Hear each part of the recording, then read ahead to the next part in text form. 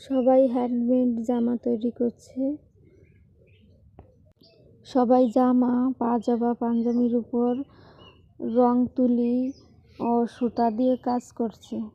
তাই ভাবছিলাম আমিও একটা জামার উপর সুতা দিয়ে কাজ করব, কিন্তু আমি সুতার কাজ তেমন একটা পারি না।